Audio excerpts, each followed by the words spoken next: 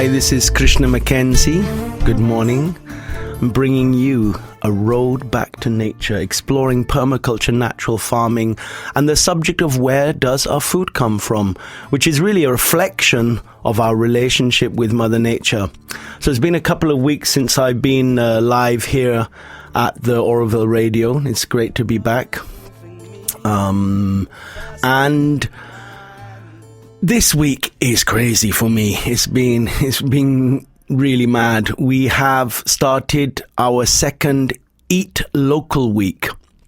Now, the Eat Local Week is an event that happens at Solitude over 6 days, from the 14th to the 19th of December. And we invite people to come for 3 meals: harvest, prepare, cook, eat, and go. So people came this morning, for example, at 6:30 in the morning, and we went around the farm and we harvested. This morning it was guava leaves we wanted for the herbal tea. So we made a guava leaf tea. But then we also made a little salad. Well, it was quite an extensive salad, actually. There was chicken spinach and rosella leaves and Chinese violet leaves and tender guava leaves. And there was rosella pods in it, and rosella flowers, and then the sangapu, the Radha's consciousness flowers. There were hibiscus flowers. There was green papaya, and there was purple joyweed. And what we did is we put all those ingredients together with a bit of lemon, some salt, some peanut powder, and a little bit of coconut, and it was absolutely exquisite. So along with that, we felt that an Eat Local Week would not be complete without demonstrating the use of ragi for breakfast. So ragi can be used in many different ways, and the ragi is called finger millet in English, and it's really one of the foundation crops of Indian agriculture. It's highly nutritious and very easy to grow. It uses less water. You know, it ticks all these boxes of local food. This is what I'm communicating to the participants, that the local foods have specific characteristics. Firstly, that they grow easily. Secondly, that they use less water. Thirdly, that they have a high nutritional and medicinal value. Fourthly, that really they are, they're the fabric of a culture. And of course, does have a social relevance. They're ecologically relevant, economically they're relevant. And it's the food we should be eating. So this ragi, without bringing that as an accurate demonstration to people's plates. So this morning, we basically took the ragi powder and we mix it in water first. Say a cup of ragi powder in a liter and a half of water, and mix it up, and then we boil it, and carefully mixing it so it doesn't get lumpy. And then we added jaggery, we added peanut powder, we added some sesame, we added a little bit of this and a little bit of that, some little, what else was in there? Can't quite remember, but it was, we added some bananas. You could add so many different things to it. And it's so yummy, this is, my kids have grown up eating that. Of course, you can also have it fermented, and you can have it making little doses with it in so many different ways, but this is a standard sort of breakfast. And you look in our bioregion, so many Westerners, how do they know about ragi? Of course, they don't know really about ragi because it's not part of their culture. But when we come to another country, when we come to another place with different foods, different climates, it makes sense to honor those foods and not be having cornflakes. Unfortunately, if you go in our shops, you find cornflakes for sale. And if people were aware of the industrialization and the damage to our planet, that this industrialized agriculture and the corn and the mass fields of hundreds and hundreds and hundreds of acres, and the machinery needed to make it, the petroleum needed to run those machines, the ecological cost of that corn to make cornflakes is so massive. I think people would stop eating the cornflakes, but they don't realize that because we're not exposed to it. So giving ourselves a chance to have ragi for breakfast, with the peanuts and the jaggery and the banana and it's so tasty, along with a beautiful salad that's been composed and harvested and composed by the participants themselves, along with a papaya piece and a guava leaf tea. This is a delight. It's a real delight. After the breakfast, I gave them one more dish to try, and it was a bit a bit overwhelming, I think, because they'd already quite full. But there's a bean called black velvet bean. And now black velvet bean has 4 to 7% dopamine. Well, actually L-dopa, which is a precursor to dopamine. It's a mood enhancer. It's a powerful aphrodisiac. And it's good for women and men's reproductive systems. But it's also good for diabetes. It's also good for Parkinson's, I think Alzheimer's, and it's just a very, very tasty bean. Now, what we've been doing in this workshop is giving time to this subject. Now, time is our currency. If you think about your kids and how much time do you sit with them and play with them and draw with them and read with them, I think that's a reflection of the love for our kids, is the time we give them. It's not that we bought them a new computer or a new iPad or something. It's the time we share and sit with them. And it's the same as our relationship with Mother Nature. How much time do we give to go out into the nature? And how much time do we give to prepare food that delights us, that nourishes us, that when we eat it, we feel, oh, wow, I feel good. That has a meaning to me, that food. So this black velvet bean that grows on the hedges, you don't need to cultivate it. It's growing like everywhere. Admittedly, we did plant it in to begin with, but then it keeps self-seeding each year. Now, what we do with those beans is then we roasted them, and then I grind them in the mixie. But in this workshop, we're giving time. So we have this traditional granite stone called the ruple. It's like a pestle and mortar, but big size. Usually you mix the chutney and you mix the idlis in it. So in this ruple, we crushed the black velvet bean, and then we boiled it up, added some jaggery, and it's actually not, it's quite thick. It's like a coffee substitute in taste. You could equate it with coffee, but it's a little thick. So it's almost like having, again, a sort of a little mini porridge. But it's really yummy, and everyone really liked it. Of course, there's all the jokes about it having a dopamine and everything, and I don't know if anyone noticed a significant, alteration in their mood, but everyone's smiling. I mean, everyone's smiling anyway, but it's a beautiful thing to demonstrate. And you just imagine, well, what if it was growing on all the fences everywhere, around the town hall and around the solar kitchen, and people took the time to harvest it and processed it. It's actually very, very expensive. Economically, it has a huge value because of its relevance for, I think it's Parkinson's and Alzheimer's.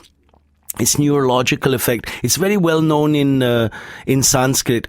I'm going to try and quote you the Latin name. I think it's Mucuna pruriensis, something like that. You can check it out on the Google yourself, black velvet bean. And you have to Google, its medicinal and nutritional properties and how to use it. So that's what we did today. Now we have the lunch coming up. So the lunch, the amma's in the cafe, and a bit myself and Deepa, my wife, we get, help facilitate the participants to get involved with making the lunch. Banana flour vade and drumstick spinach soup and banana stem side dish, like a sabji vegetable dish, poril, and millet dosas and millet like as a rice substitute.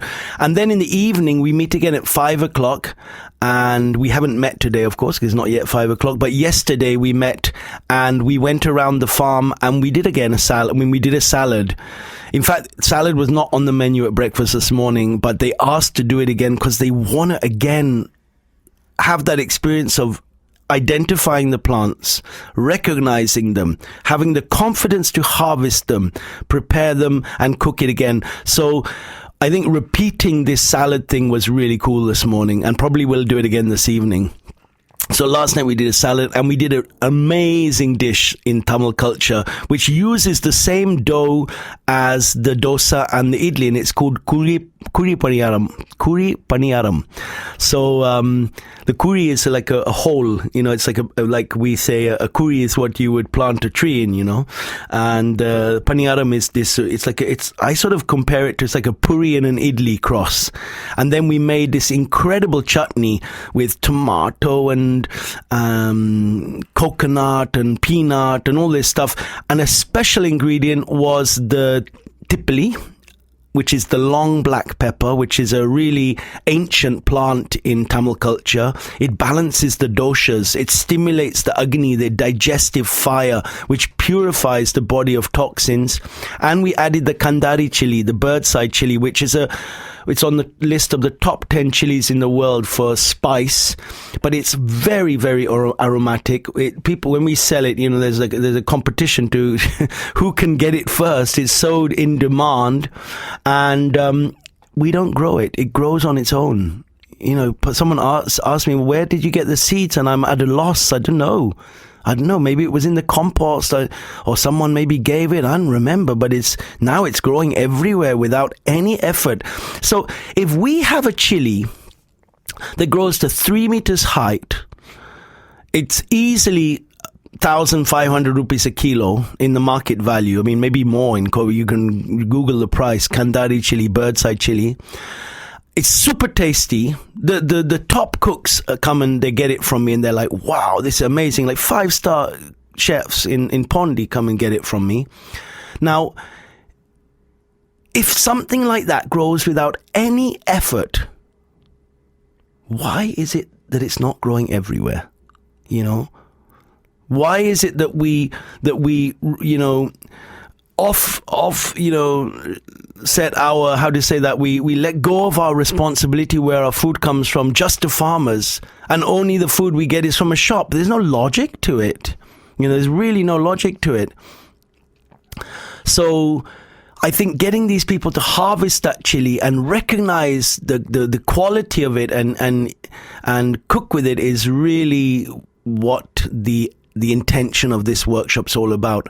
Then there was another ingredient in that chutney. I'm sorry to go on just about the chutney, but it was really spectacular. It was the kalparavali, or the throat plant, Indian oregano. Also in the North India, they sort of call it ajwain, but it's not actually ajwain, but it's like ajwain. And mostly people are using that. You can find it in every villager's house, and in many houses in Auroville. But it's in a pot outside, and it's like overgrowing the pot, and because people just use a few leaves once in a while. And you add that into the tomato chutney, and it's spectacular. And what's more is it's giving you an incredible medicinal value. Now, my wife was just, when she was teaching the workshop last night, she was, Deepa, she was talking about its medicinal values exclusively, and she was saying, like, for babies, what we do is when they have a cold, we roast it on the dosa towel, the dosa stone, and then you add a little rock salt to it, and then you squeeze a few drops out of it and give that to babies, and it clears their chest when they have a cold. Now, last night, my son had a really bad cold. He'd been out and playing in the mud or something, and he's had a really bad cold. So I went downstairs and I got this, actually it's growing on our balcony, so I took some and I roasted it. I added the rock salt last night and I gave it to him with a bit of honey, and the phlegm started clearing immediately.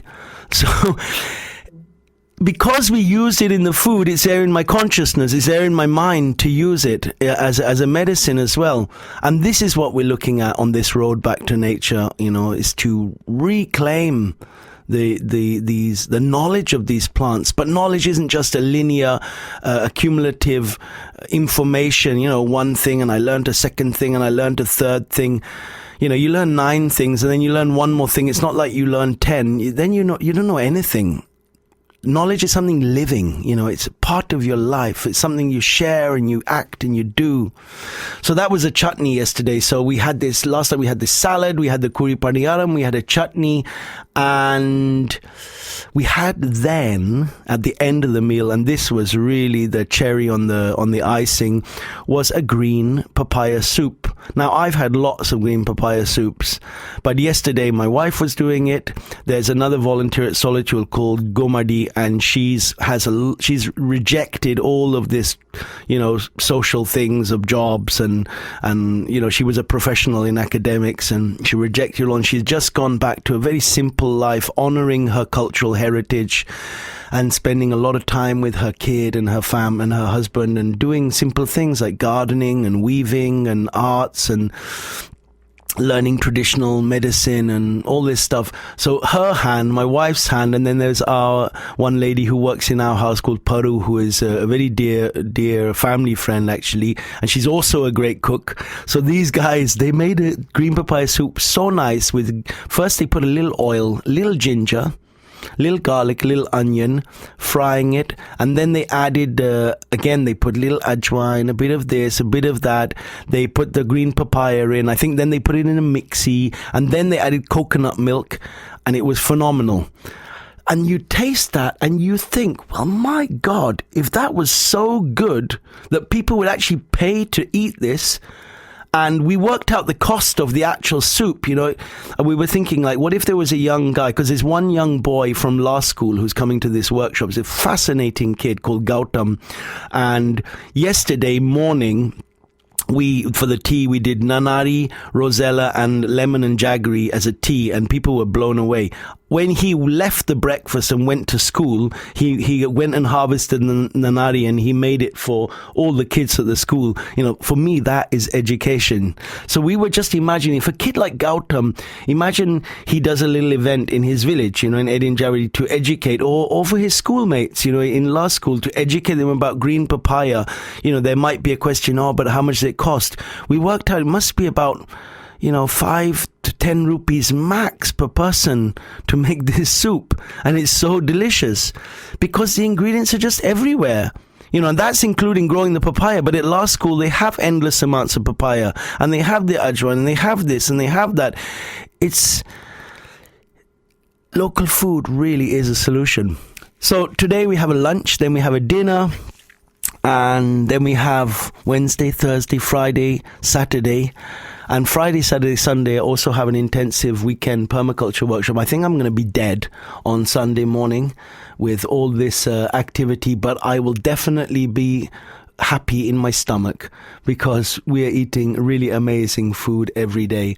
So these workshops that I'm sort of telling you about, they're going to be on next month in Jan. They're going to be the month after that in Feb, and in March, and in April. So every month there's a Eat Local week for 6 days, and there is a intensive permaculture workshop, which I'll tell you about next week, after we've completed this weekend. And these workshops are aiming for us to bring a different perspective to our life. I've got one boy in the workshop. Obviously, he's done quite well for himself in IT and this and that, and he's obviously questioning his life and saying, well, what's the use of all of that? Why am I running along, trying to become something? And I've been chatting with him, and you can see that there's a deeper call. There's something in a call as well that's part of this road back to nature. And it's very, very beautiful to see that in people coming with such openness to explore how to change paradigms by starting to change themselves. So thank you very much for tuning in. I will be back next week, and come over to the farm. We have a mini permaculture workshop every Wednesday, irrespective of these other bigger workshops. We have a soap making workshop, exploring how to make our own soap. That's every Friday. Both these workshops start at 10:30, and they include lunch. And we will have an amazing concert on the 23rd, which is a Wednesday, with Armando, Dani and Rahul, and I think special guests Noe and Amrit, and I think there's one guy called Krishna who might also get up and do some numbers. And on the 30th there's another show on a Wednesday, and that's with my band Emergence, and I hope that will happen to just rope in my drummer. I'm looking forward to it all. See you next week. Thank you very much.